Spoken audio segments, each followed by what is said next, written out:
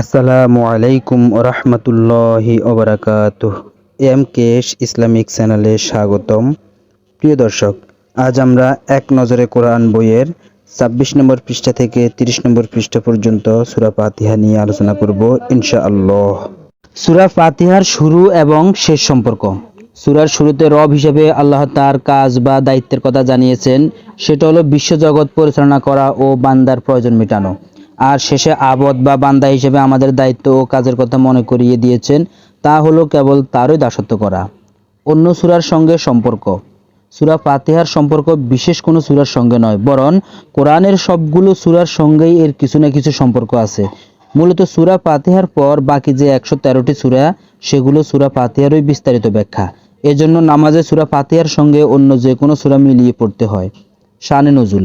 কোরআন কিন্তু গতানুগতিক কোনো বই নয়। কোরআন হলো জীবনযাপনের প্রেসক্রিপশন। মানুষের এক এক দরকারে নেমে এসেছে এর এক এক সূরা। তো কোনো দরকারে কি প্রেক্ষাপটে নাজিল হয়েছে এক একটা আয়াত, তার দলিল দস্তাবেজকেই বলে শানে নজুল।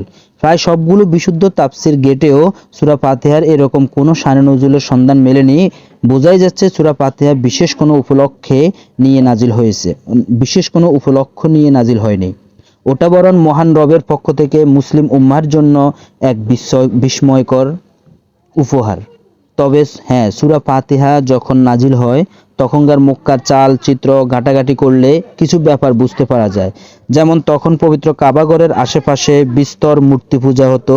সূরা ফাতিহায় আল্লাহ শুনিয়ে দিলেন তাওহীদের মর্মস্পর্শী ঘোষণা, আল্লাহ ছাড়া অন্য কারো ইবাদত চলবে না, মূর্তি তো দূরে থাক, অন্য কোনো বিশ্বাস বা মতবাদেরও পূজা করা যাবে না।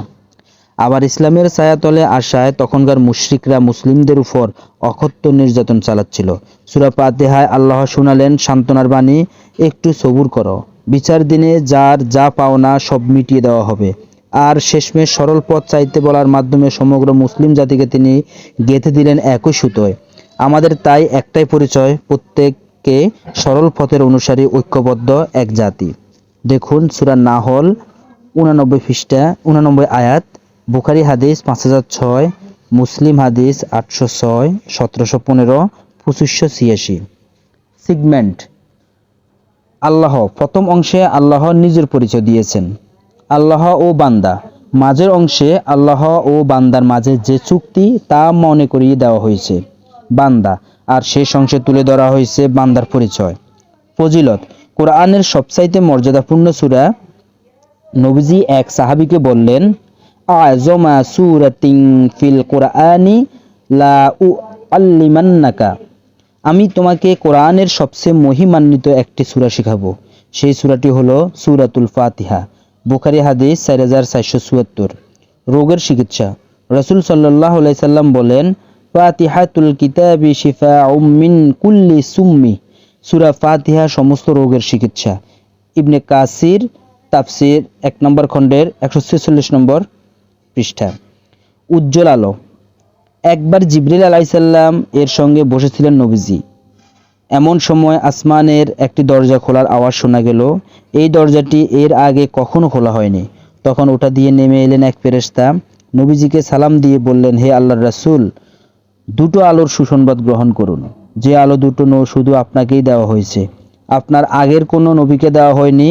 একটি হলো সূরা ফাতিহা আর অন্যটি হলো সূরা বাকারার শেষ কয়েকটি আয়াত।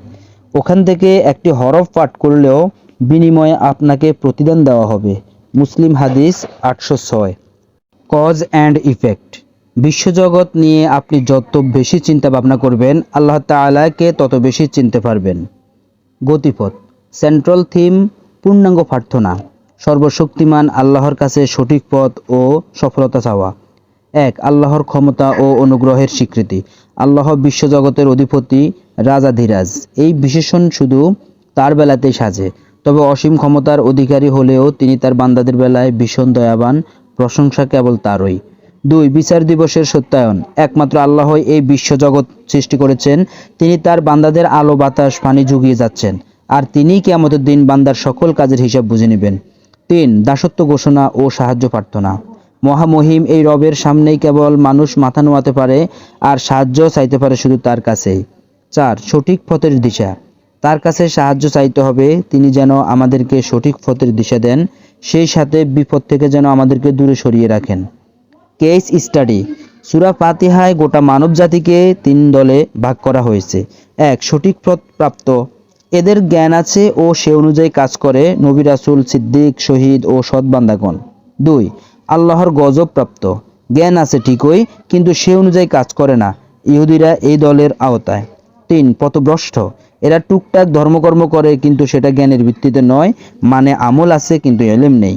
পথভ্রষ্টদের সবচেয়ে ভালো উদাহরণ খ্রিস্টানরা। কোরআনে আল্লাহ অসংখ্য ঘটনার মাধ্যমে বারবার আমাদের সামনে এই ৩ দলের পরিচয় স্পষ্ট করেছেন। এখন আমাদের কাজ হলো সেই সব ঘটনা গভীরভাবে ভেবে দেখা, আমাদের মধ্যেও অভিশপ্ত ইহুদিদের স্বভাব ঢুকে পড়ছে কিনা, খ্রিস্টানদের মতো আমরাও এরম ছাড়াই আমল করে নিজকে কামেল ভাবছি কিনা, এসব খতিয়ে দেখা। অন্যদিকে সঠিক পথের অনুসারী আমাদের প্রিয় নবী সাল্লাল্লাহু আলাইহি সাল্লাম, নূহ, ইব্রাহিম, মূসা ও অন্যান্য নবী আলাইহিস সালাম এছাড়াও সঠিক পথ পেয়েছেন লুকমান ও আসহাবে কাহাফের যুবকেরা। তাদের ঘটনাগুলো নিয়েও নিবিড় গবেষণা করে দেখতে হবে আদতে আমরা কতটুকু তাদের অনুসারী হতে পারলাম। দেখুন তাবারি তাফসির ১ নম্বর খণ্ডের ১৭৬ পৃষ্ঠা, ইবনে কাসির তাফসির ১ নম্বর খণ্ডের ২১৫ নম্বর পৃষ্ঠা। ওভারভিউ। ১ নম্বর আয়াত, আল্লাহর নামে শুরু না করলে কোনো কাজই পূর্ণতা পায় না। ২. জগতের যত প্রশংসা বাক্য আছে সবটুকু আল্লাহর জন্য, যিনি সৃষ্টি করেছেন বিশ্বজগৎ। সমস্ত সৃষ্টির প্রতি তার অপুরাণ ভালোবাসা। ৪. ভালোবাসেন বলে বান্দা যাচ্ছে তাই করবে তাই নয়, বিচার দিনে অন্যায় কাজের শাস্তিও দিবেন তিনি। ৫ নম্বর আয়াত, তাকে রব হিসেবে চেনার পর প্রথম কাজ তার দাসত্ব করা। ৬ নম্বর আয়াত, তিনি সৃষ্টি করেছেন, তিনি সর্বোত্তম পথ প্রদর্শক, তাই তার কাছে সঠিক পথের দিশা চাইতে হবে। ৭ নম্বর আয়াত, অনুসরণ করা চাই পূর্বসূরীদের যারা সঠিক পথের অনুসারী ছিলেন। ৭. জ্ঞান থাকা সত্ত্বেও যারা বিপথে গেছে তথা ইহুদিরা, তাদের অনুসরণ নয়।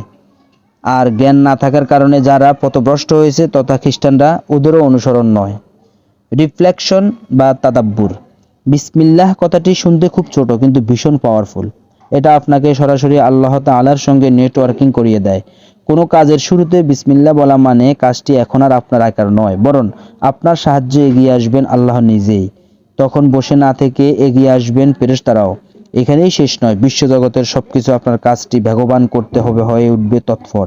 এছাড়া বিসমিল্লাহ বলে কোনো সাধারণ দুনিয়াবি কাজ শুরু করলেও তা নেক আমলের খাতায় জমা হতে থাকবে। দেখুন নববী আল আজকার ১৪৩ নম্বর। সূরা ফাতিহা আমাদের দোয়ার আদব শিখায়। বান্দা যখন দোয়া করবে তখন শুরুতে তার দয়ালু রব ও মালিকের প্রশংসা করবে, তার সুন্দর সুন্দর নাম ধরে ডেকে ডেকে তার কাছে চাইবে, তাকে ডাকবে ভয় আর আশা নিয়ে। দোয়াতে শুধু ভালো বিষয়গুলোই চাইবে না, মন্দ জিনিস থেকে মুক্তি পাবার জন্য দোয়া করবে। ইবনে কাসির তাফসির ১ নম্বর খণ্ডের ২০৮। সূরা ফাতিহায় আমাদেরকে সঠিক পথ চাইতে বলা হয়েছে। এখন সঠিক পথ মানেটা কি? আসলে সহজ উত্তর ইসলাম, কিন্তু এর অন্য একটি দিকও আছে। সঠিক পথ মানে সকল ব্যাপারে সঠিক সিদ্ধান্ত নেবার ক্ষমতা। ধরুন আপনি একটা কিছু করতে গিয়ে বেশ খটকায় পড়ে গেছেন, কাজটা করা ঠিক হবে কি হবে না ভাবতে ভাবতে দিশেহারা।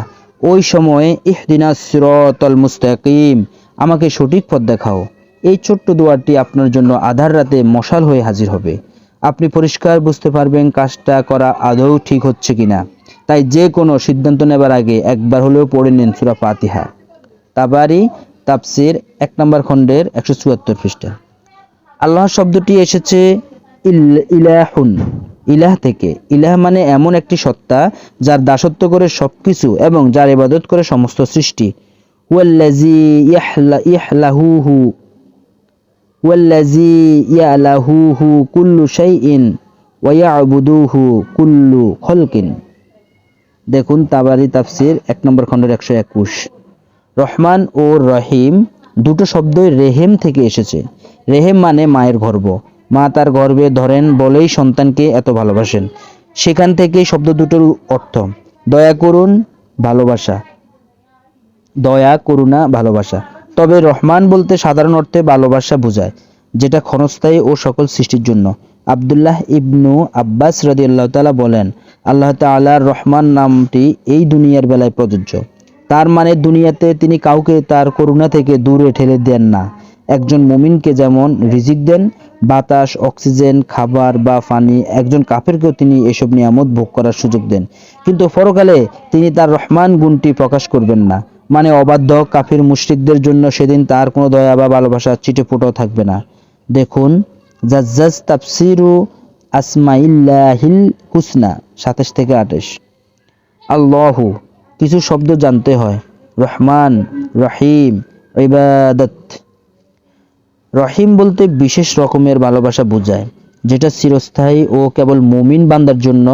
আব্দুল্লাহ ইবনে আব্বাস রাদিয়াল্লাহু তাআলা বলেন, আল্লাহ তাআলার রহিম নামটি পরকালের বেলায় প্রযোজ্য। তার মানে পরকালে কেবল মুমিন বান্দারাই তার করুণা ও ভালোবাসা পেয়ে ধন্য হবেন। দেখুন জাজ্জাজ তাফসিরু আসমাইল্লাহিল হুসনা 27 থেকে 28। ইবাদত মানে আনুগত্য করা, শুধু আনুগত্য নয় বরং অতি বিনয় ও ভক্তির সাথে আনুগত্য। আল্লাহ যা করতে বলবেন বিনা বাক্যে তা মেনে নেওয়াকেই সত্যিকার ইবাদত বলে। দেখুন নাহাশ মাআনিল কুরআন 1 নম্বর খণ্ডের 10।